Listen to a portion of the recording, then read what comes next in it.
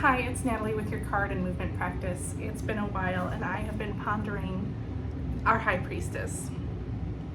High Priestess energy is uniting two opposites. She's got the black and white towers on either side. She's sitting in between. She has this cross over her heart. She's reminding us to unite our intellect and our heart. How do we do that? Most often through meditation. She is literally the act of meditation for starters, but that wouldn't be very moving. So we're going to talk a little bit more deeply about what she's doing here. So she is uniting the two opposites. She's divine, material, negation, affirmation, wisdom, intellect. She's intellect and emotion, masculine, feminine, any sort of duality. She's representing this middle path. She's a gatekeeper. Look, she's sitting in front of these two pillars with this sheath or veil between. So she's literally gatekeeping your access to the beyond, to what's beyond the veil. I call her, when I see her in a reading, I think of her as like, bitch, you're on a need to know basis. You're not gonna need to know until you need to know it. She's not going to tell you what you need to know until you need to know it. And you have more of a chance of hearing her if you find your patience, your stillness to go within those deep waters within that subconscious and allow that to come forward. So in the back, we see the pomegranate on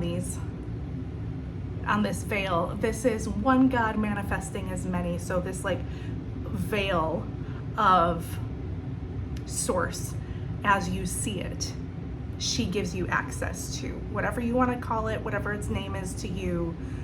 It's really just the one thing that she's giving you access to. So she is our deep wisdom, deep intellect, knowledge.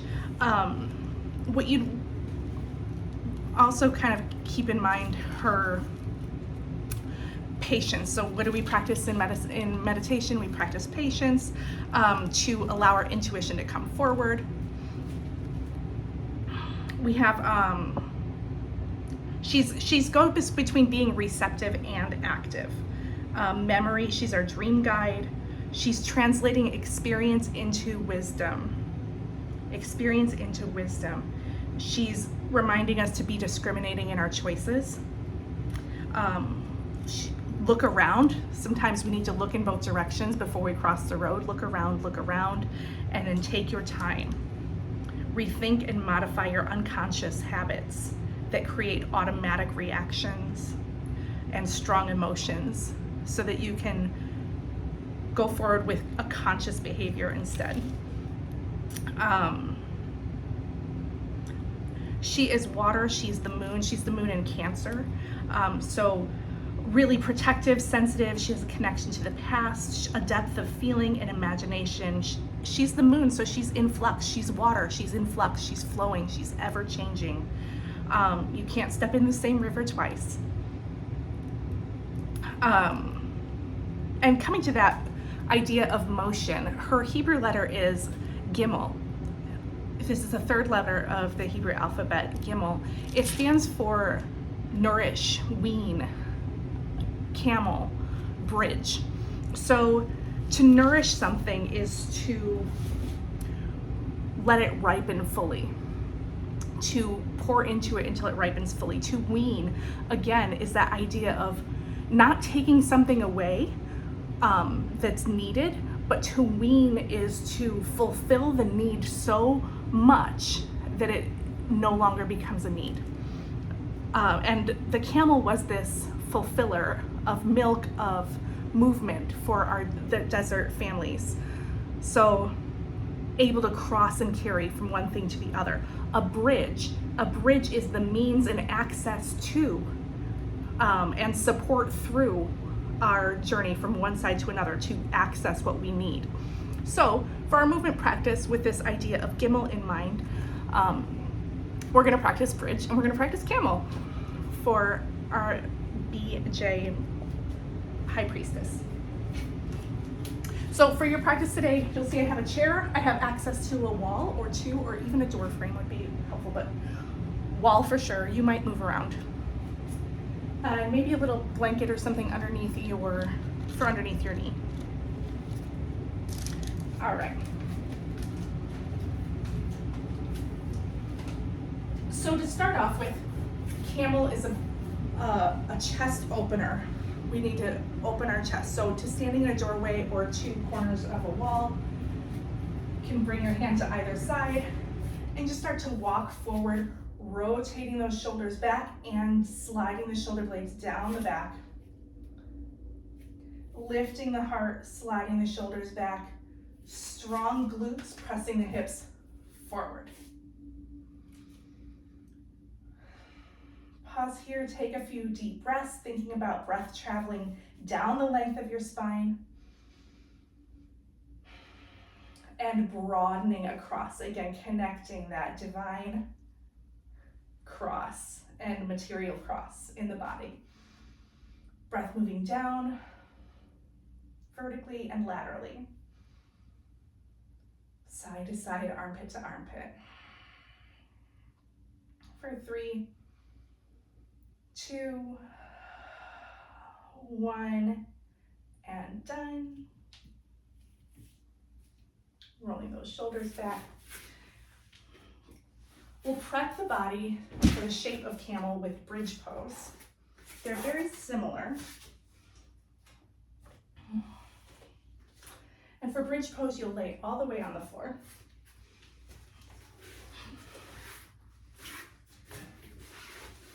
Just put your chair up for now.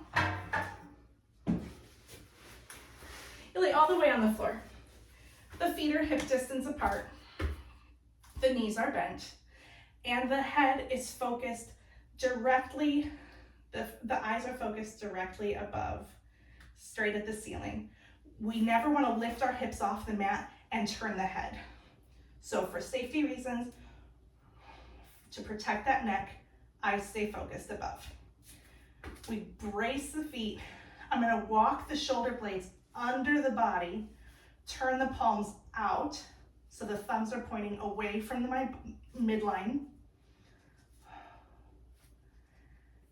I can even do Barbie arms if it feels more supportive, driving the backs of the arms into the floor. I'm going to squeeze my glutes tight, press down with my full feet, and lift my hips.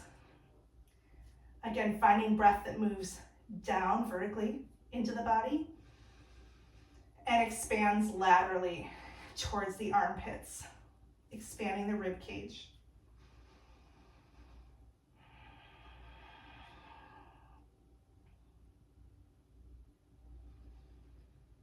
Give yourself 3 or 4 rounds of breath, or stay and breathe as long as you need. That feels good. And when you come down, slowly lower the body.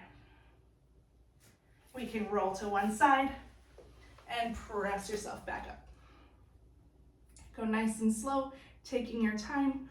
When we have the hips raised, the blood kind of rushes towards the heart, towards the head. So you might want to just take a moment before you come back to upright position. All right, resetting that chair at the wall.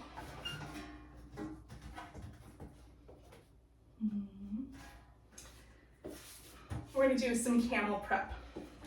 So our camel pose can be really expansive and maybe a little bit much. So I'll show you halfway camel first, and then we'll move into a more full expression. So half camel from a chair with support. I'm going to slide and shift one whole side of my leg off of the chair. I can lean to the side and tuck that knee straight under the hip. I'm going to tuck my toes so my heel is raised rather than flat. So tucking the back toes, can you see that? Tucking the back toes rather than leaving the foot flat. So I've got support under this is my left side, right side is down. So we'll just talk about that way. So left side is on the chair, right foot Right knee is directly down underneath the hip, back toes are tucked. I'm going to lift the chest, and I can lean and reach back and grab the chair leg behind me. Externally rotate the shoulder, lift the heart, and then I'm pulling my ears back in space. I'm not just tipping my chin back to create a back bend, because what I'm doing that way is creating a neck bend. I want to lift and lengthen. So driving from the floor up the front of the body, I'm lifting the heart, expanding an external rotation, and pulling the ears back in space. Finding breath that moves vertically and horizontally from the head and across the heart.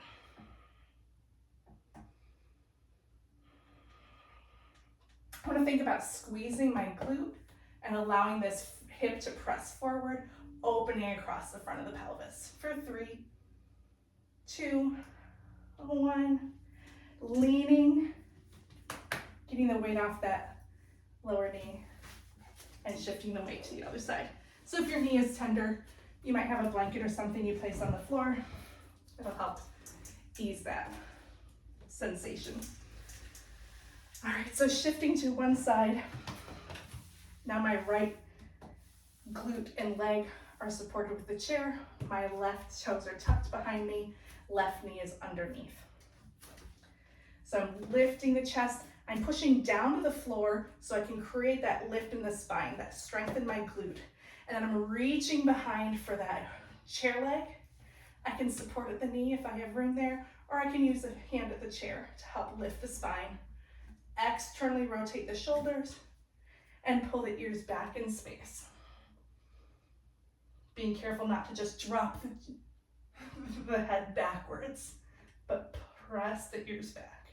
Finding breath that unites head and heart.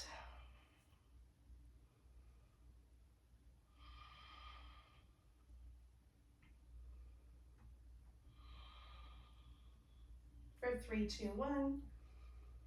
You can come back up and out. We'll start to move into more full position of camel. We can start off with a chair as support. And again, you could pad your knees. From kneeling, press the feet firmly to the floor, drive the hips forward. That squeeze in the glute helps angle my pelvis to neutral underneath those rib cage. And then I'm pressing the ears back in space. I can reach behind for my chair legs. Externally rotate those shoulders. See how the heart lifts. And pull the ears back in space. And I can lean those shoulder blades back to the chair. Again, pressing the ears back. And I almost create an equal height of my head and my heart. Finding breath here. Again, squeezing those glutes, pressing the hips forward. Strong pressure to the ground to lift the heart. Breath that moves horizontally and vertically.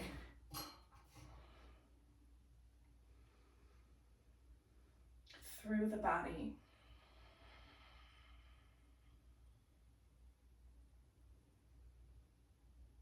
Giving yourself 5 or more full rounds of breath that feel smooth and controlled. And again, you can always moderate how far deeply you take this pose. This is still camel pose. Maybe your practice allows you more space. You could bring some blocks under the hands, or you could simply reach back to the heels and find camel pose from the body.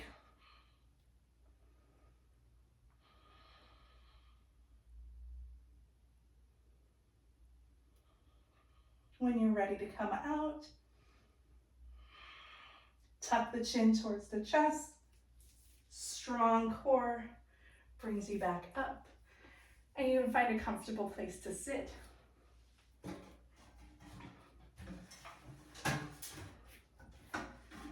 Finding your version of meditation. Maybe it's in a chair, maybe it's seated on the ground.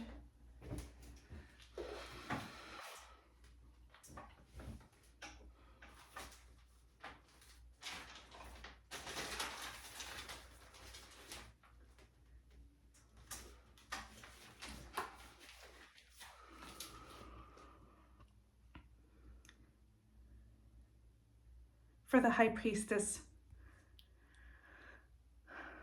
our meditative prayer. Thank you, Creator, for the promise to call to our hearts, to communicate your hope for our soul. Grant us patience to receive sound judgment. Forgive any lack of understanding. Thank you for your continued pursuit of our expansion. Through your nourishment, keep us generous, saying yes.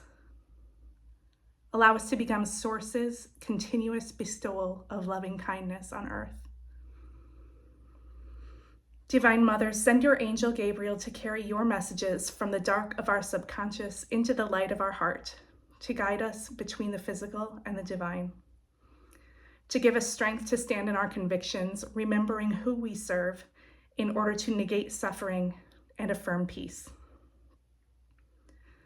Revealer, liberance, decipher our visions, that we may clearly see your path, your will, your direction before us. Mother, you are the eye that sees. We are the children. Let us receive and reflect your wisdom's vision. Peace, peace, peace.